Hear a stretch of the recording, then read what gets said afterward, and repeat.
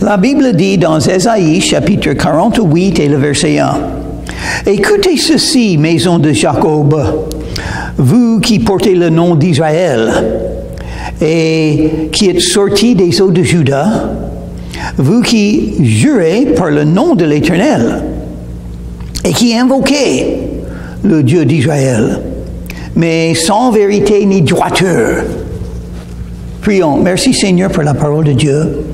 Merci pour cette journée. Que ton nom soit glorifié et que ta volonté soit faite. Merci pour ton amour, ton pardon, la vie éternelle. Merci que tu es mort pour nous. Dans ton nom, je te prie, Jésus. Amen. Dieu a quelque chose à dire. Sa parole, sa vérité. Il parle aux enfants d'Israël et ça symbolise les croyants d'aujourd'hui aussi. C'est le même message. Et il parle de la vérité, de la situation des enfants d'Israël. Maison de Jacob, mais il porte le nom d'Israël. Jacob, Israël, c'était la même personne, bien entendu. Celui qui vole des autres, Jacob, un pécheur. Mais Israël, un prince avec Dieu.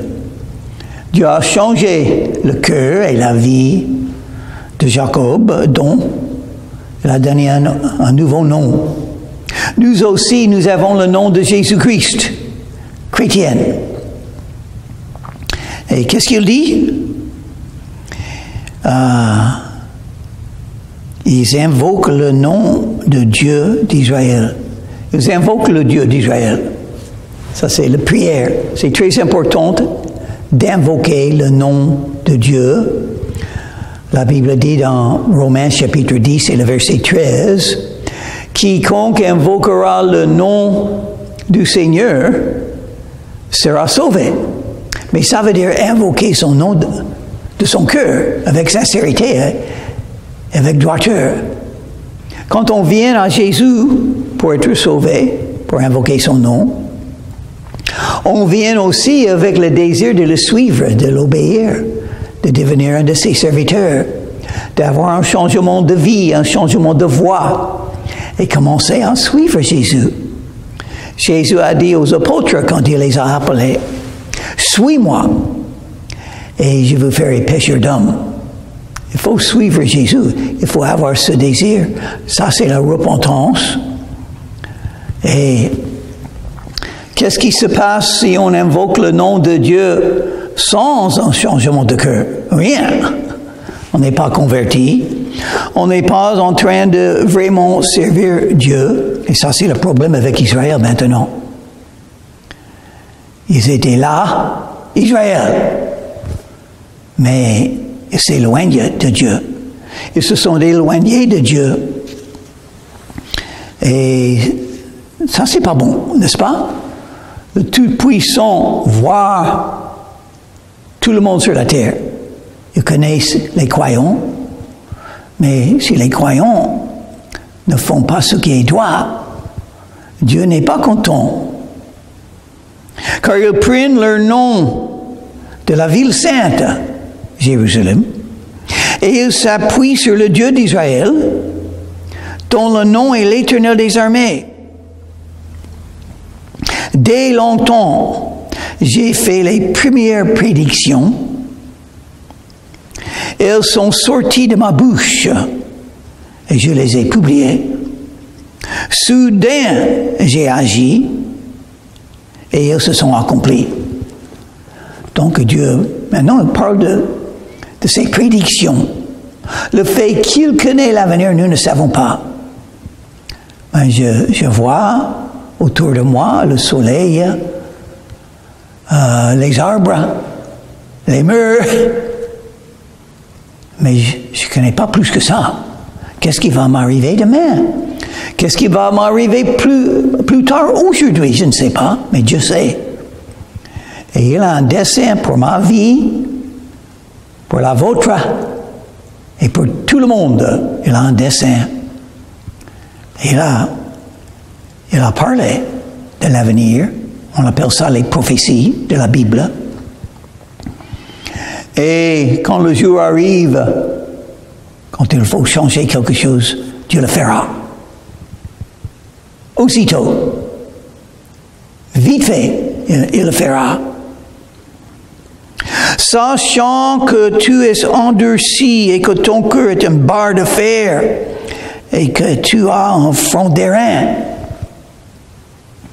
Les enfants d'Israël ont des cœurs endurcis. Les croyants avec les cœurs endurcis, oui, c'est possible.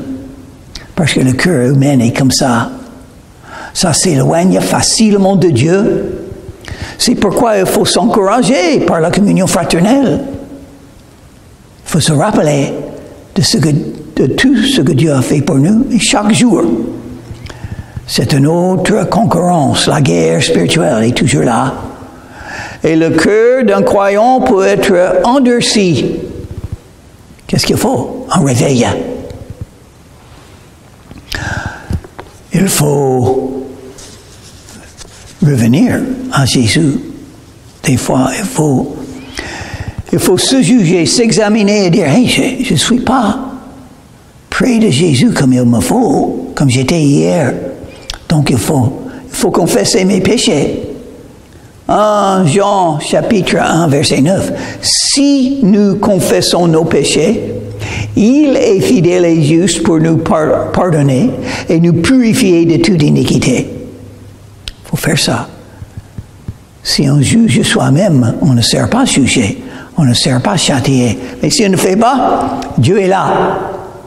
Il est irrité quand ses enfants ont des cœurs endurcis, comme une barre de fer, un front d'airain. Je t'ai annoncé dès longtemps ces choses, je les ai déclarées avant qu'elles arrivent, afin que tu ne dises pas, c'est mon idole qui les a faites. C'est mon image taillée, ou mon image en métal fondu qui les a ordonnées. Donc, Dieu nous dit une raison qu'il nous donne des prophéties de l'avenir pour les preuves que c'est lui qui connaît l'avenir. Personne d'autre. Toutes les prophéties de la Bible seront accomplies. Quelques-uns sont déjà accomplis.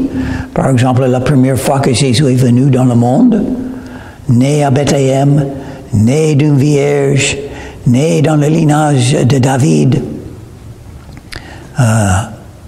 mort sur la croix, les souffrances du Messie, Ésaïe chapitre 53, tout ça prophétisé et beaucoup plus d'autres choses prophétisées. Et les autres prophéties de la Bible seront accomplies, Dieu sait l'avenir.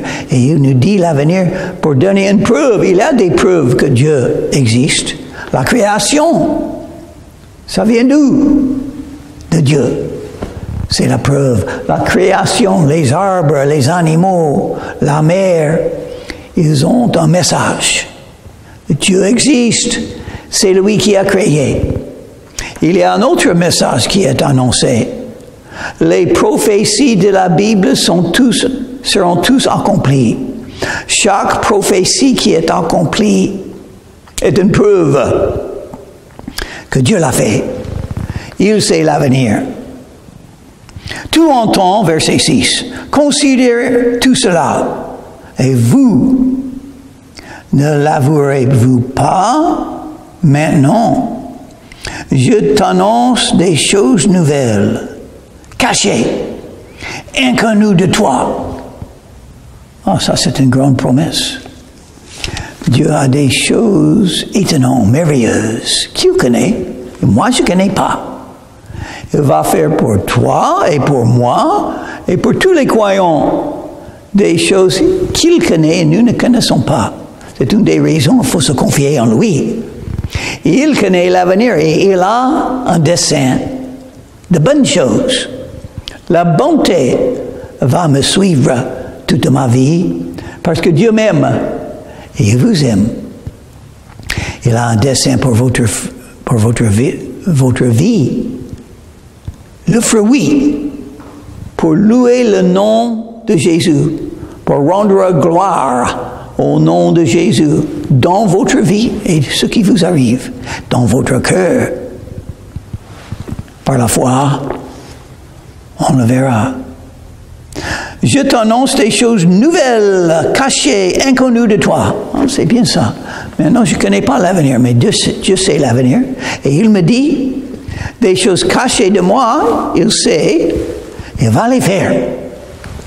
Il va les faire pour me bénir, pour m'aider, pour que je puisse voir des miracles, des choses merveilleuses dans ma vie. Donc, la vie chrétienne, c'est intéressant, n'est-ce pas? On vit aujourd'hui, une chose on peut savoir, on peut être sûr, Dieu a un dessein, et c'est un dessein de bonté, de miséricorde, d'amour, et de bonnes choses vont m'arriver. Malgré mes difficultés, mes épreuves, Dieu a un dessein pour ma vie, donc il ne faut pas penser à des événements passés négatifs. Il faut penser à l'avenir bon et merveilleux. Ils se produisent à présent et n'appartiennent point au passé. Jusqu'à leur avènement, tu n'en avais aucune connaissance, afin que tu ne dises pas, voici, je le savais. Mais on attend, oh, Dieu va faire des choses merveilleuses pour nous. Il a son dessein, il sait ce qu'il va faire, c'est très bon. Et quand il est prêt, il va le manifester, il va le faire tout de suite. Il va tout changer pour que je puisse voir ces miracles-là et être heureux et reconnaître que c'est Dieu qui l'a fait, pas moi. Moi, j'ai des rêves, j'ai des projets, et souvent, ça ne marche pas. Mes rêves et mes projets, souvent, ça ne marche pas. Parce que je suis un homme, et j'ai mes limites. Mais Dieu fait tout ce qu'il veut, et une chose qu'il veut faire, manifester les choses qui sont cachées, les choses, les événements que nous ne savons pas, afin que nous puissions dire, c'est pas moi qui a fait ça, c'est Dieu qui a fait. Tu n'en as rien appris, tu n'en as rien su, et jadis, ton oreille n'en a point été frappée. Car je savais que tu serais infidèle, et que dès ta naissance, tu fus appelé rebelle. Dieu dit, ah, je sais que tu es méchant. Je sais que tu es un grand pécheur. Moi, je suis saint. Et toi, tu es un grand pécheur. Depuis ta naissance, depuis ta jeunesse, tu n'as pas entendu, tu n'as pas su. Et tu étais rebelle contre moi. À cause de mon nom, je suspends ma colère. À cause de ma gloire, je me contiens envers toi pour ne pas t'exterminer. Il doit nous exterminer, mais il ne le fait pas. Il doit avoir beaucoup de colère contre le péché, il a. Mais il n'agit pas selon sa colère. Il y a une chose plus grande que sa colère, son amour pour les êtres humains qui pêchent contre lui. Il les aime quand même. Heureusement pour nous. Et grâce à Jésus. Pourquoi Jésus est mort sur la croix? Il pouvait appeler 10 000 anges pour tous tuer. Mais il est resté sur la croix pour mourir pour vous et moi. Pourquoi? Il nous aime. Et son amour est plus grand que sa colère. Et sa colère est grande.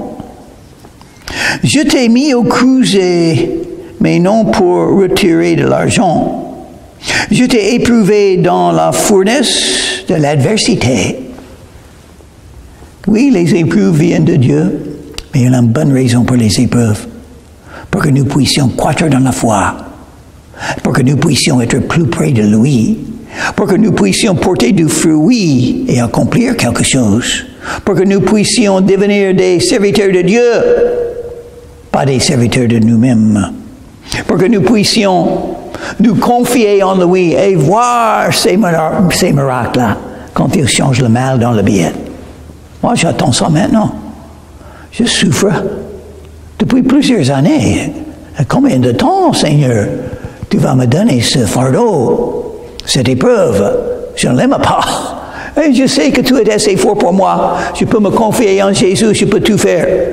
Mais je préfère l'amour, beaucoup mieux que d'être méprisé. J'aimerais bien être aimé, Seigneur. Mais tu m'aimes, et évidemment, c'est assez pour moi, ton amour, oui.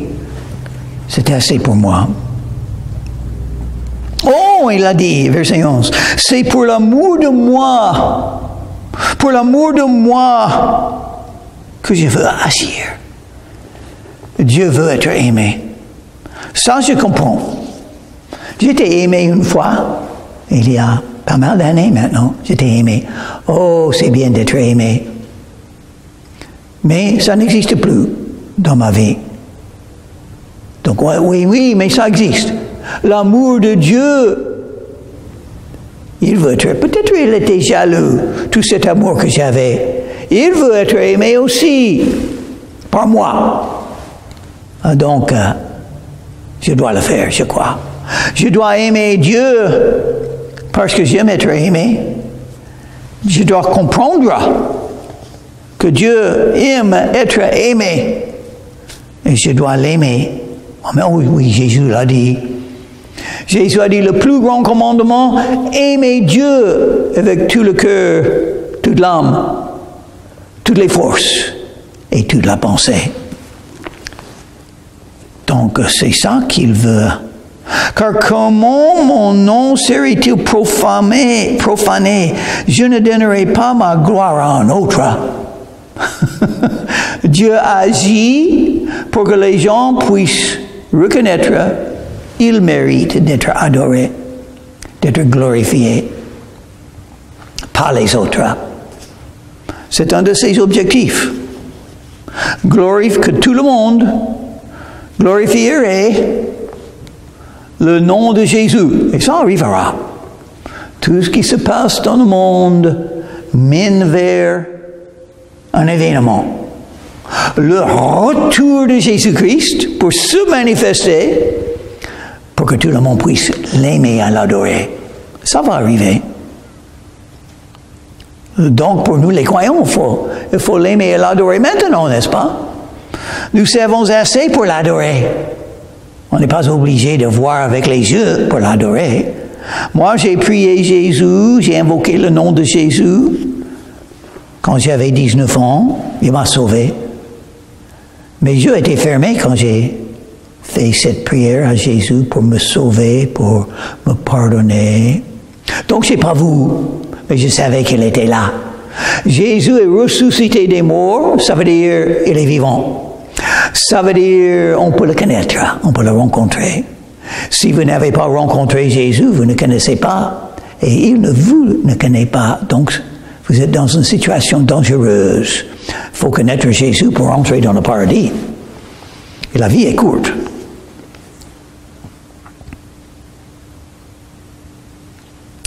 Verset 12. Écoute-moi, Jacob, et toi, Israël, que j'ai appelé. C'est moi qui suis le premier. C'est aussi moi qui suis le dernier. Oh. J'ai entendu ces mots quelque part. Oui, le livre d'Apocalypse, Jésus a dit la même chose de lui-même. Oh oui, c'est parce qu'il est Dieu. C'est parce qu'il est l'Éternel. Ma main a fondé la terre. Il est le Créateur. Et ma droite a étendu les cieux. Il est le Créateur. Je les appelle et aussi ils se présentent. Quand Dieu appelle, quelque chose arrive. Qu'est-ce qu'il nous faut dans la région du Golfe de Saint-Tropez? Que Dieu appelle les gens à venir à Jésus, à venir à la vérité, à venir au salut de leurs âmes, à venir à la foi par les doutes des athées, à venir à la parole de Dieu, la vérité. Dieu s'est appelé et il agit maintenant. Il prépare les vies et les cœurs des gens pour les appeler. Enfin, vous pouvez reconnaître que le monde est en vain et toutes ses philosophies. Il vous faut quelque chose d'amour. Il vous faut quelque chose de salut et de foi. C'est ce qu'il vous faut. Vous êtes né pour servir Dieu, pour le connaître. Donc, il faut commencer. Il faut commencer aujourd'hui. Venez à Jésus et croire en lui. Ça, c'est l'appel de Dieu. Venez à Jésus. Il vous sauvera de vos péchés. Vous tous, assemblez-vous et écoutez. Voilà, c'est pourquoi on a les cultes dans la maison de Dieu, l'Église. C'est une raison pour écouter la parole de Dieu. Il a parlé, Dieu a parlé. Et maintenant, il y a des prédicateurs, des pasteurs, hommes et femmes, qui annoncent la vérité, l'évangile, pour que vous puissiez l'entendre et croître dans la foi et voir Jésus avec votre esprit. Assemblez-vous et écoutez. Qui d'entre eux a annoncé ces choses? Qui a annoncé l'avenir comme Dieu? Personne.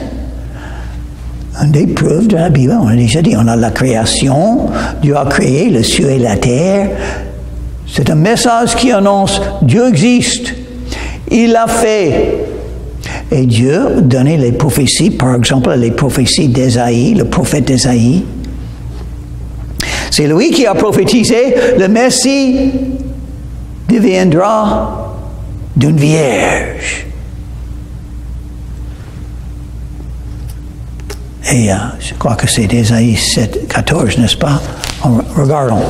Ésaïe chapitre 7, si j'ai raison. Oui, verset 14. C'est pourquoi le Seigneur lui-même vous donnera un signe, en prophétie. Voici, la Vierge deviendra enceinte. Elle enfantera un fils. Et elle lui donnera le nom d'Emmanuel, qui veut dire Dieu avec nous. Voilà une prophétie. Ça a été réalisé dans la vie de Marie et son bébé, Jésus, le Messie.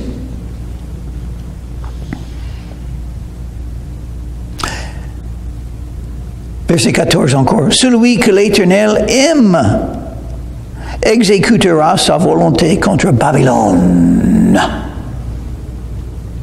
Et son bras s'appuisantera sur les Chaldéens.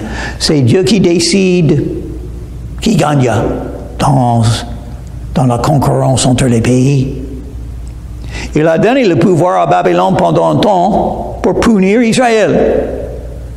Mais ils ont eu trop de violence contre Israël, donc Dieu a décidé de détruire Babylone, et il l'a fait. Il a choisi un autre pays pour venir détruire Babylone, les Mèdes et les Perses. Moi, j'ai parlé et je l'ai appelé, je l'ai fait venir et son œuvre réussira. Quand Dieu appelle quelqu'un pour faire une œuvre pour Dieu, pour la gloire de Dieu, pour le dessein de Dieu, ça marche. Et il réussit. C'est Dieu qui donne la réussite. Si vous avez réussi avec quelque chose, il faut remercier le Seigneur parce qu'il peut enlever ce qu'il vous a donné. Celui qui donne, il ôte quand il veut. Donc, c'est mieux d'être à genoux devant lui, en remerciant tout ce qu'il a fait. Approchez-vous de moi et écoutez. Approchez-vous de Dieu. Vous pouvez le faire. C'est un commandement, il vous a donné. Approchez-vous de moi. Un commandement. Oh, pourquoi? C'est possible parce que vous avez le choix. Dieu vous appelle, mais il faut dire oui à l'appel. Jésus a dit en Apocalypse chapitre 3, verset 20. Voici, je me tiens à la porte et je frappe. Si quelqu'un entend ma voix et ouvre la porte, j'entrerai chez lui, je souperai avec lui et lui avec moi. Jésus frappe légèrement. Il est poli. Il aimerait bien entrer en vous, mais il ne se force pas. Il appelle. Il frappe. C'est à vous d'ouvrir la porte. Oui, et dire, oui, entre en moi, Jésus, j'ai besoin de toi. J'ai besoin d'un sauveur. Parce que c'est vrai, je suis un pécheur qui a besoin d'être sauvé. Et si vous décidez à ouvrir la porte de votre cœur, Jésus entrera. Et vous serez sauvés. Comme moi, et comme tous les autres croyants. Pécheurs, mais pardonnés et sauvés par Jésus-Christ. Dès le commencement, je n'ai point parlé en cachette. C'est intéressant. C'est un Dieu qui se cache, on ne le voit pas. Mais il a parlé. C'est sa parole qui est puissante. Et la parole n'était pas faite en cachette. C'est partout dans le monde. La vérité, la Bible, le message de Dieu. Dès l'origine de ces choses, j'ai été là et Dieu est partout. L'Esprit de Dieu est partout. Il donne son message. La fin de la Bible. Le dernier chapitre d'Apocalypse, la Bible dit, l'Esprit et l'Épouse disent, viens. Venez à Jésus. Ça, c'est le message. Et maintenant, le Seigneur, l'Éternel, m'a envoyé avec son esprit. L'Esprit de Dieu qui est partout dans le monde. Jésus a dit, vous aurez de la puissance quand l'Esprit de Dieu vient sur vous. Et il est venu le jour de Pentecôte. L'Esprit est venu. Maintenant, il habite dans chaque vrai croyant. Il faut être dirigé par l'Esprit. Il faut être instruit par l'Esprit. Il faut écouter l'Esprit. Il faut être soumis à l'Esprit. C'est l'Esprit qui dit, voilà Jésus, viens croire en lui. C'est l'Esprit qui dit, vous êtes un pécheur, vous avez besoin d'être pardonné de vos péchés avant le jugement.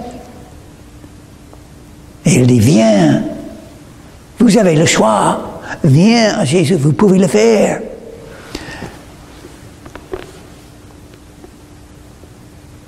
Ainsi parle l'Éternel, ton Rédempteur, le Saint d'Israël. Moi, l'Éternel, ton Dieu, je t'instruis pour ton bien. Je te conduis dans la voie que tu dois suivre. N'a qu'une voie qui mène au paradis. C'est la voie que Jésus vous donne. Il faut venir à Jésus et le suivre.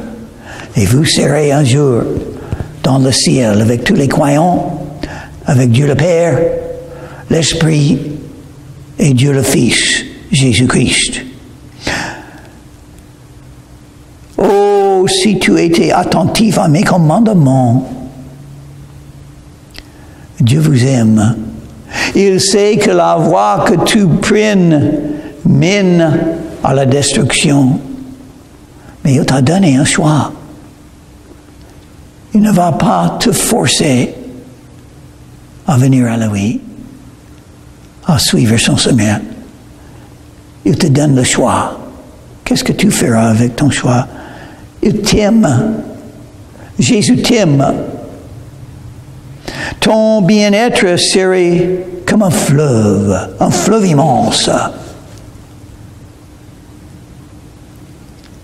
Ton bonheur comme les flots de la mer. Tu veux être heureux? Rien n'est mieux dans le monde que de connaître Jésus comme ton sauveur. Rien n'est mieux que ça. Les fruits de l'esprit, l'amour, la paix et la joie. Dieu veut vous donner le bonheur. Ça vient de Jésus. Bénis sont tous ceux qui viennent à Jésus. Bénis les pauvres. À eux sera les royaumes de ce monde. Ta postérité serait comme le sable, et les fruits de tes entrailles comme les grains de sable. Ton nom ne serait point effacé, anéanti devant moi. Sortez de Babylone, fuyez du milieu des Chaldéens, avec une voix d'allégresse. Annoncez-le, publiez-le, faites-le savoir jusqu'à l'extrémité de la terre. Dites, l'Éternel a racheté son serviteur Jacob. Dites, annoncez, publiez. Qu'est-ce que c'est le commandement de Dieu aux croyants? Le dire aux autres. Parler de Dieu dans les rues, dans la famille, chez toi, à tes voisins, à ton boulot, partout où Dieu vous donne une porte ouverte. Parler de lui. Ça, c'est son dessein. C'est la manière que Dieu a établie pour que l'Évangile puisse être répandu dans le monde. Ouvrez la bouche et je le remplirai, Dieu a dit. Comment croire sans entendre? Comment l'entendre s'il n'y a personne qui annonce l'Évangile? Et ils n'auront pas soif dans les déserts où il les conduira. Il fera jaillir pour eux l'eau de rocher. Il fondra le rocher et l'eau coulera. Ce qu'il a fait pour les enfants d'Israël dans le désert, il fera pour nous. Il fera des miracles. Il nous donnera l'eau de vie. Jésus est l'eau de vie. Il n'y a point de paix pour les méchants, dit l'Éternel. La méchanceté, qu'est-ce que ça donne? La misère. Jésus, qu'est-ce qu'il donne? La paix dans le cœur. Il est le prince de paix, Jésus. Ésaïe a dit ça. Ésaïe chapitre 9, verset 7. Le Messie, le prince de paix. Il peut vous donner la paix. Pas de soucis, pas de crainte, mais la paix. La paix que vous êtes pardonné. La paix, sachant que le ciel est votre avenir. La paix, quand tu sais que Dieu t'aime et qu'il est tout-puissant et il est toujours là pour toi. Il exauce les prières. Il a un dessein pour votre vie. Il vous donnera la joie, le bonheur et la paix. Il a beaucoup de bénéfices de venir à Jésus. Le plus grand, vivre éternellement dans le paradis. Mais il y a beaucoup d'autres. Comme on a mentionné ici, le bonheur, la paix, la joie et le pardon des péchés. Venez à Jésus aujourd'hui. Prions. Merci Jésus pour le salut, que nous puissions faire plus pour toi. Aide-nous à ouvrir la bouche pour toi, pour l'Évangile, pour que les non-croyants puissent venir à toi. Dans ton nom, je te prie Jésus. Amen.